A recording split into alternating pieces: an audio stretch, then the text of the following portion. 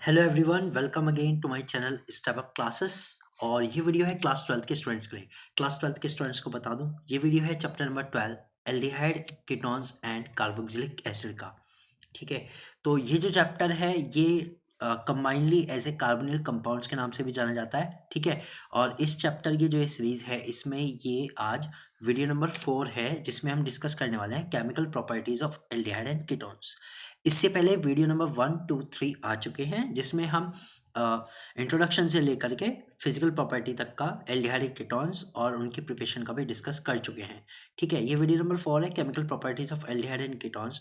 और ये वीडियो भी अगर देखें तो ये भी 2 पार्ट में होगा। ठीक है, ये पार्ट 1 है और इसमें जो हम डिस्कस करने वाले हैं relative reactivity of aldehyde and ketones, यानी एल्डिहाइड और कीटोन्स की जो रिएक्टिविटी है। केमिकल प्रॉपर्टी देखने से पहले उनकी जो रिएक्टिविटी है वो किस चीज़ पर डिपेंड करती है, किस चीज़ की वजह से कम या ज़्यादा हो सकती है, वो देखने वाले हैं। ठीक है, तो चलिए फिर शुरू करते हैं पार्ट नंबर 1 जिसमें हम देखने वाले हैं relative reactivity of aldehyde and ketones. ठीक है, यहाँ दोनों की हम देखने वाले हैं। पहले aliphatic and aldehyde and ketones की देखेंगे, उसके बाद हम देखेंगे एरोमेटिक एल्डिहाइड एंड कीटोन्स के लिए। ठीक है, तो दोनों का सेपरेटली हम इसको देखने वाले हैं कि किस चीज़ पे इनकी रिएक्टिविटी डिपेंड करती है। ठीक है, तो वीडियो शुरू करने से पहले मैं बता दूं जिस चीज़ के बारे में हम डिस्कस करने वाले हैं वो है क्या एक्चुअल में। ठीक है, तो मैं आपको पहले बताता हूँ ये है क्या। देखिए, हम जानते हैं कि जो कार्बोनिल कंपाउंड्स होता है, ठीक है, उसमें इस तरह का ये जो कार्बोनिल ग्रुप होता है वो प्रेजेंट होता है। ये हमारा क्या है, ये एक कार्बोनिल ग्रुप है, ये प्रेजेंट होता है। ठीक, इसी से दो हमारे बने हुए हैं, एक एल्डिहाइड और कीटोन और कार्बोक्सिलिक एसिड भी बना है। लेकिन फिलहाल हम बात करें एल्डिहाइड और कीटोन्स की। तो जो कार्बोनिल ग्रुप होता है इसमें से एल्डिहाइड कब बनता है, जब इस पे एक साइड हाइड्रोजन फिक्स हो जाता है और एक साइड कोई भी अल्किल सीरीज आ जाती है। तो ये वाला जो हमारा ग्रुप आ जाता है ये एल्डिहाइड कहलाता है। ठीक है, और इसको हम ऐसे भी लिख सकते हैं RCHO। ठीक है, तो जो CHO ग्रुप होता है एल्डिहाइड का होता है। और अब इसी कार्बोनिल पे अगर दोनों साइड एल्किल सीरीज है या एरिल सीरीज है वटेवर, ठीक है, तो इसे हम कहते हैं कीटोन। इसे हम कहते हैं कीटोन और ये रिप्रेजेंट किया जाता है C++O से। ठीक है, इस तरह से रिप्रेजेंट किया जाता है। ठीक, ये तो बात क्लियर हो गई। अब बात करते हैं कि केमिकल प्रॉपर्टी और रिलेटिव जो केमिकल प्रॉपर्टी है, रिलेटिव रिएक्टिविटी है, उससे क्या मतलब है। देखिए, पहले जो कार्बोनिल ग्रुप है आप उसके नेचर को समझिए। ठीक है, कि उसका नेचर कैसा है, तब आपको क्लियर होगा कि ये सारी चीज़ें है क्या। ठीक है, तो कार्बोनिल जो ग्रुप है इसका जो नेचर होता है, देखिए इसमें हमें ये पता होना चाहिए कि जो डबल बॉन्ड का जो नेचर है वो कैसा है। इसमें अगर हम देखें तो जो ऑक्सीजन है वो ज़्यादा इलेक्ट्रोनेगेटिव है, तो वो क्या करती है, इसमें से एक बॉन्ड के जो इलेक्ट्रॉन्स हैं उनको थोड़ा अपनी ओर डिफ्लेक्ट करती है, जिसके कारण इसके ऊपर थोड़ा नेगेटिव चार्ज आ जाता है ऑक्सीजन के ऊपर और कार्बन के ऊपर आ जाता है पॉजिटिव चार्ज। तो it means into the carbonyl, in the carbonyl group, in the carbonyl group, carbon act as a positive centre. ठीक है, जो कार्बोनिल है, जो कार्बन है कार्बोनिल ग्रुप का, वो कैसे काम करता है, एज ए पॉजिटिव सेंटर काम करता है, एज ए पॉजिटिव सेंटर। ठीक है, विच इज सुटेबल, अब ये क्या हो गया, which is suitable to attack of a nucleophile. अब ये किसी भी न्यूक्लियोफाइल के अटैक के लिए बहुत ही सुटेबल है। तो जनरली जो कार्बोनिल कंपाउंड होते हैं वो कैसी रिएक्शन देते हैं, वो देते हैं न्यूक्लियोफिलिक एडिशन। न्यूक्लियोफिलिक एडिशन, चलिए उसे देखते हैं। देखिए, जो कार्बोनिल ग्रुप है, ठीक है, उसमें ये नेगेटिव और ये पॉजिटिव, तो इस पर जो भी कोई न्यूक्लियोफाइल अगर आएगा, न्यूक्लियोफाइल जिन पे इलेक्ट्रॉन की एक्सेस होती है, ठीक है, ये आएगा न्यूक्लियोफाइल्स, तो ये सीधे सीधे किस पे जाएगा, कार्बन पे अटैक कर सकता है। तो जनरली रिएक्शन में क्या होता है, न्यूक्लियोफिलिक एडिशन होता है। क्या होता है, न्यूक्लियोफिलिक एडिशन होता है। ठीक है, तो न्यूक्लियोफिलिक एडिशन हम इसे कहते हैं। तो ये तो कंसेप्ट समझ में आया। ठीक है, कि न्यूक्लियोफाइल जो आता है वो जो कार्बोनिल ग्रुप का जो कार्बन है वो पॉजिटिव सेंटर होता है, तो उस पे जाके अटैक करता है, वहां जाके ऐड होता है। ठीक, एडिशन होता है। यहाँ तक की चीज़ें क्लियर है, सिंपल है। अब ये जो न्यूक्लियोफाइल आया, ये कार्बन के ऊपर जो ग्रुप अटैच है, जो कार्बोनिल या फिर ये कहें एल्किल जो ग्रुप अटैच है या कोई और चीज़ अटैच है, उससे इस रिएक्शन पे क्या फ़र्क पड़ता है, वही हम देखने वाले हैं। कि जो कार्बन के साथ जो दो बॉन्ड हैं और उन पे क्या क्या ग्रुप जुड़ सकता है, उनके कारण क्या इफेक्ट पड़ सकता है, वही हम अब देखने वाले हैं। तो उसी हम कहते हैं relative reactivity of aldehyde and ketones. ठीक, तो इसमें हम पहले क्या डिस्कस करेंगे, वो करेंगे एलिफेटिक एल्डिहाइड एंड कीटोन्स की। तो इसमें सबसे पहले जो रीज़न आता है वो आता है इंडक्टिव इफेक्ट का। कि देखिए जो इंडक्टिव इफेक्ट है उसके कारण क्या इफेक्ट होता है। अब इंडक्टिव इफेक्ट अगर आपको नहीं पता है तो मैं आपको रेफरेंस करता हूँ, क्लास 11 की प्लेलिस्ट में आपको ये डिटेल जो है वो मिल जाएगी, ठीक है। तो इंडक्टिव इफेक्ट क्या होता है इसको थोड़ा सा और एक्सप्लेन मैं यहीं पे भी कर दूंगा, लेकिन अगर डिटेल में चाहिए तो आप क्लास 11 की वीडियो में देख सकते हैं, ठीक है। चलिए फिर इंडक्टिव इफेक्ट से रिलेटेड शुरू करते हैं। The reactivity of carbonyl group toward the addition reaction depends upon the magnitude of positive charge on the carbonyl carbon atom. तो अभी हमने देखा जो रिएक्टिविटी होती है ना कार्बोनिल ग्रुप की, ठीक है, या फिर एल्डिहाइड और कीटोन्स की, ये जो होती है वो न्यूक्लियोफिलिक एडिशन रिएक्शन की होती है। ये इस चीज़ पर डिपेंड करती है कि कार्बोनिल का जो कार्बन है उस पे पॉजिटिव चार्ज मैग्नीट्यूड कैसा है। जितना ज़्यादा पॉजिटिव चार्ज का मैग्नीट्यूड होगा उतनी ज़्यादा एडिशन रिएक्शन ईजिली हो जाएगी, ठीक है। तो अभी किसके कारण बढ़ता है और किसके कारण घटता है। The introduction of a negative group that is minus I effect group increase the reactivity. अभी कह रहे हैं जो नेगेटिव ग्रुप जो होता है, जो भी नेगेटिव ग्रुप होता है वो क्या करता है, वो इंक्रीज करता है रिएक्टिविटी को। माइनस आई का मतलब होता है जो इलेक्ट्रॉन खींच रहा है, कार्बन से इलेक्ट्रॉन को दूर ले जा रहा है, ठीक है, उसके कारण क्या होगा, रिएक्टिविटी जो है वो इंक्रीज हो जाएगी। While the introduction of alkyl group it means plus I effect group decrease the reactivity. लेकिन अगर कोई एल्किल ग्रुप जुड़ा है या प्लस आई इफेक्ट वाला ग्रुप जुड़ा है जो इसको इलेक्ट्रॉन दे सकता है, उसके कारण रिएक्टिविटी क्या हो जाएगी, डिक्रीज हो जाएगी। तो इस कंसेप्ट को ध्यान रखिएगा। Negative group which means you can say electron withdrawing group increase the reactivity, while introduction of alkyl group it means plus I effect, it means plus E RG group, ERG group, electron releasing group decrease the reactivity. So therefore greater the number of the alkyl group attached to the carbonyl group and hence lower its reactivity toward the nucleophilic addition reaction. So जितने ज़्यादा alkyl group कार्बनिल carbon पे attach होंगे, कार्बनिल group पे attach होंगे, उतनी ही कम उसकी nucleophilic addition reaction की reactivity होगी, ठीक है। तो इसमें ऑर्डर क्या आएगा, देखिए चलिए ऑर्डर बनाते हैं एक बार, ठीक है।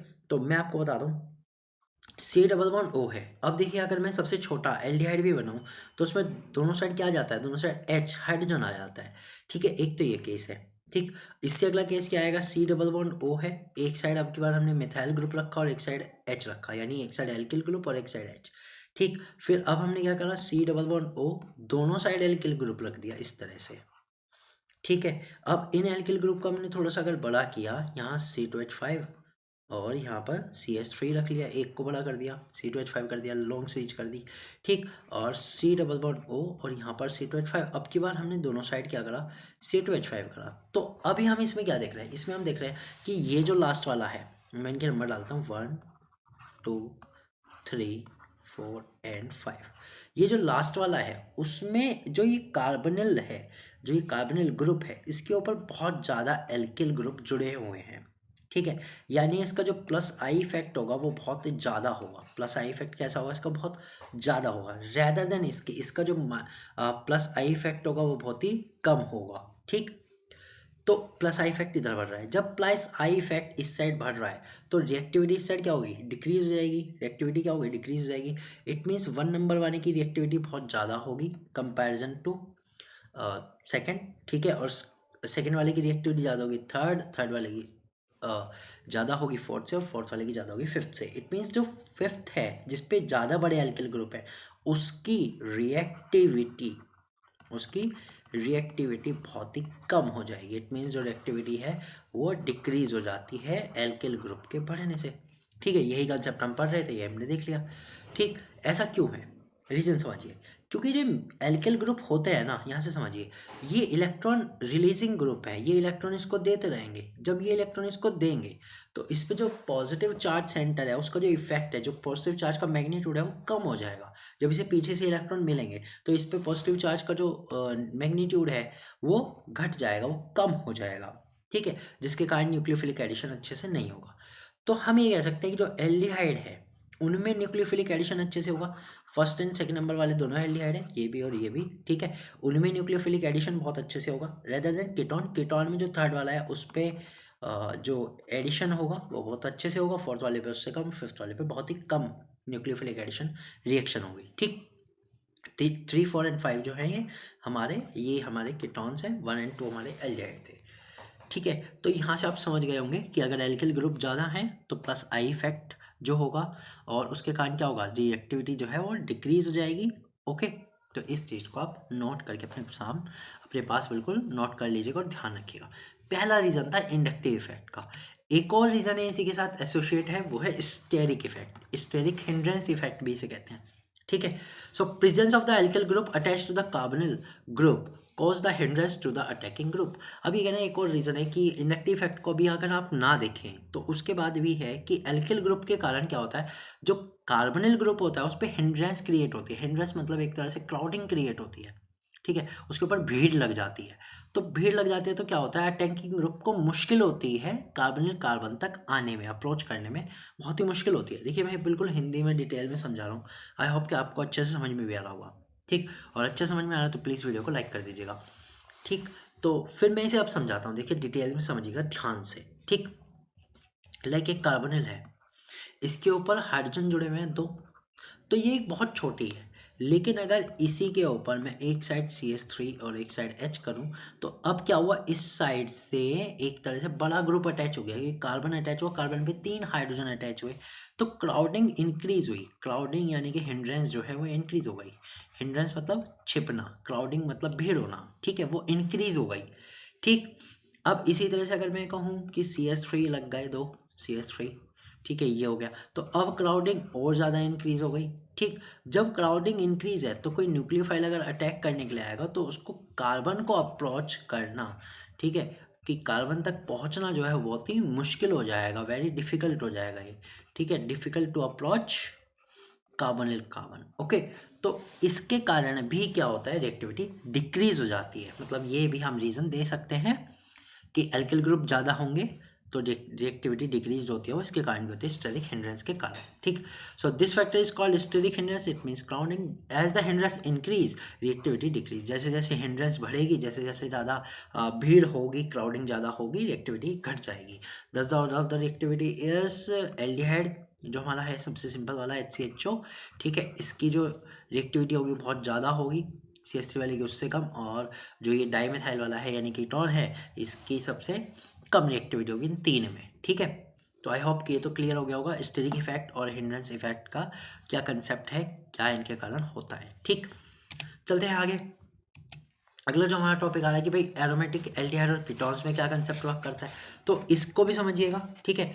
तो aromatic aldehyde and ketones are less reactive than corresponding aliphatic aldehyde and ketones. ये कहते हैं जो एरोमेटिक एल्डिहाइड कीटोन्स है वो लेस रिएक्टिव होते हैं, क्या होते हैं, कम रिएक्टिव होते हैं, किससे, एलिफेटिक एल्डिहाइड एंड कीटोन से। अगर आपको एलिफेटिक एल्डिहाइड कीटोन्स और एरोमेटिक में कंफ्यूजन है तो आप इससे पिछली वाली वीडियो देख सकते हैं, वीडियो नंबर 3, उसमें मैंने अच्छे से इन्हें एक्सप्लेन किया है, ठीक। ओके, चलिए आगे चलते हैं फिर। तो ये कह रहे हैं जो एरोमेटिक एल्डिहाइड एंड कीटोन है वो क्या है, वो कम रिएक्टिव है एलिफेटिक एल्डिहाइड एंड कीटोन से। It can be explain on the basis of electron releasing resonance effect of the benzene ring. अब ये क्यों है, क्योंकि जो बेंजीन रिंग होता है उसका एक इफेक्ट होता है इलेक्ट्रॉन रिलीजिंग इफेक्ट, यानी वो इलेक्ट्रॉन रिलीज करता है। इलेक्ट्रॉन किसको देता है, कार्बोनिल ग्रुप को देता है, जिसके कारण ठीक है, ये जो एरोमेटिक एल्डिहाइड होते हैं और कीटोन्स होते हैं ये थोड़े लेस रिएक्टिव हो जाते हैं एलिफेटिक एल्डिहाइड एंड कीटोन से, ठीक है। तो इसमें क्या हम देखने वाले हैं, इसमें हम रेजोनेंस स्ट्रक्चर देखने वाले हैं, रेजोनेटिंग स्ट्रक्चर ऑफ बेंजल्डिहाइड देखने वाले हैं, ठीक है। और उसी से समझेंगे कि इसमें जो लेस रिएक्टिविटी है वो क्यों है, ठीक। तो चलिए बनाते हैं। देखिए बेंजीन के ऊपर बेंजल्डिहाइड क्या होता है, जब बेंजीन के ऊपर C डबल बॉन्ड O और H लगता है, ये है बेंजल्डिहाइड, ठीक है। और इसी के रेजोनेटिंग स्ट्रक्चर में यहाँ पे बनाऊंगा।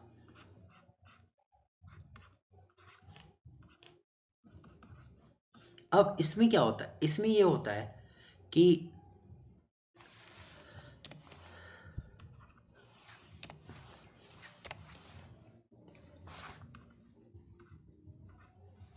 अब इसमें क्या होता है, इसमें ये होता है कि जो ये डबल बॉन्ड है बेंजीन रिंग का, ठीक है, इसका मतलब है ये पाई इलेक्ट्रॉन है, और ये पाई इलेक्ट्रॉन जो है वो इस कार्बोनिल ग्रुप के साथ रेजोनेंस में आ जाते हैं। क्यों आ जाते हैं, क्योंकि देखिए हमें पता है ये जो कार्बन और ऑक्सीजन के बीच का जो नेचर है डबल बॉन्ड का वो ये है कि जो ऑक्सीजन है वो ज़्यादा इलेक्ट्रोनेगेटिव है कंपैरिजन टू कार्बन, तो ये इसके इलेक्ट्रॉन खींच लेता है। इसके इलेक्ट्रॉन कहाँ चले जाएंगे? ऑक्सीजन के ऊपर चले जाएंगे। और इन इलेक्ट्रॉन के कारण जो कार्बन पे बॉन्डिंग कम होगी, उसके पूरे करने के कारण जो बेंजीन रिंग है वो इलेक्ट्रॉन रिलीजिंग इफेक्ट देता है और अपने जो इलेक्ट्रॉन्स है वो किसको देता है? कार्बन को दे देता है। ठीक है, तो अगला जो स्ट्रक्चर है उसको मैं बनाता हूँ, तो आपको वहाँ से बिल्कुल क्लियर समझ में आएगा कि हुआ क्या है।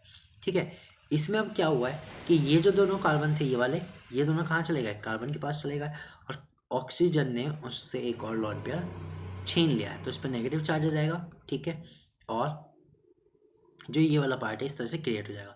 अब जहाँ से इलेक्ट्रॉन गए वहाँ पे क्या होगा? वहाँ पॉजिटिव चार्ज आ जाएगा। ठीक, अब इसी तरह से क्या होगा? ये वाला जो स्ट्रक्चर है, ये वाले जो डबल बॉन्ड है वो कहाँ चले जाएगा? यहाँ पर।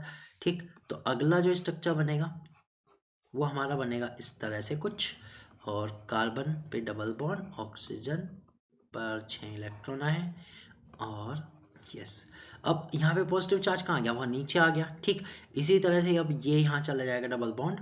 ठीक है, तो अगला जो रेजोनेटिंग स्ट्रक्चर होगा वो कुछ ऐसे बनेगा। अब positive charge C double bond और सिंगल बॉन्ड में oxygen with 3 lone pair and H. अब ये वाला जो होगा, ये डबल बॉन्ड वापस यहाँ आएगा और ये lone pair as a bond pair आ जाएगा। ठीक, तब यहाँ double bond double bond double bond, single bond carbon, double bond oxygen and single bond H, और ऑक्सीजन के पास 2 अपने इलेक्ट्रॉन पेयर। ठीक, तो इस तरह से रेजोनेंस सिस्टम बनता है। अब दोबारा से समझाता हूँ, इसमें हो क्या रहा है कि जो डबल बॉन्ड होते हैं बेंजीन रिंग के, ये रेजोनेंस में आ जाते हैं किसके साथ? कार्बन के साथ, या फिर इलेक्ट्रॉन रिलीजिंग इफेक्ट दिखा रहे हैं, यानी कि इलेक्ट्रॉन देने वाला इफेक्ट दिखा रहे हैं। अब हमें पता है अगर ये इलेक्ट्रॉन रिलीजिंग इफेक्ट दिखाएंगे, जिसके कारण जो ये कार्बन है वो क्या हो जाएगा? उस पर मैग्नीट्यूड जो है पॉजिटिव चार्ज का वो कम हो जाएगा। वो कम हो जाएगा तो ये जाहिर सी बात है कार्बोनिल जो कंपाउंड है न्यूक्लियोफिलिक एडिशन के लिए लेस रिएक्टिव हो जाता है। ठीक है, ये था रीजन। आई होप ये तो बिल्कुल आपको क्लियर हो गया होगा। So it is clear from the resonative structure that due to the electron releasing resonance effect plus R effect of the benzene ring, the magnitude of the positive charge on the carbonyl group decreases and consequently it become less susceptible to the nucleophilic attack. Okay, so ये कह रहे हैं कि plus are effect के कारण जो magnitude है positive charge का कार्बन कंपाउंड पे वो घट जाता है, वो डिक्रीज हो जाता है, और इसलिए न्यूक्लियोफिलिक अटैक के लिए ये बहुत ही कम हो जाता है, मतलब बहुत ही कमज़ोर पड़ जाता है। ठीक, thus aromatic aldehyde and ketones are less reactive, इसलिए जो एरोमेटिक एल्डिहाइड एंड कीटोन्स है ये लेस रिएक्टिव है than the corresponding aliphatic aldehyde and ketones, और किसके मुकाबले? एलिफैटिक एल्डिहाइड एंड कीटोन्स के मुकाबले।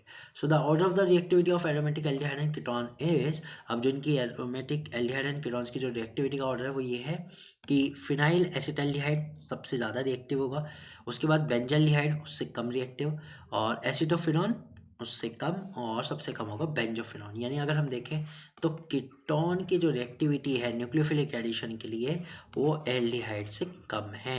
एल्डिहाइड यहाँ पर ज़्यादा रिएक्टिव है रेदर देन कीटोन्स के। ठीक, आई होप कि ये तो कंसेप्ट बिल्कुल आपको क्लियर हो गए होंगे। ठीक है, सो ये वीडियो तो यहीं तक था। ठीक है, इसके अगला पार्ट है chemical reaction of aldehyde and ketones, वो आपको अगले वीडियो में मिल जाएगा, आप उसे मेरे 12th क्लास की प्लेलिस्ट में से देख सकते हैं। ठीक है, तो मिलते हैं वहीं अगली वीडियो में। बाय।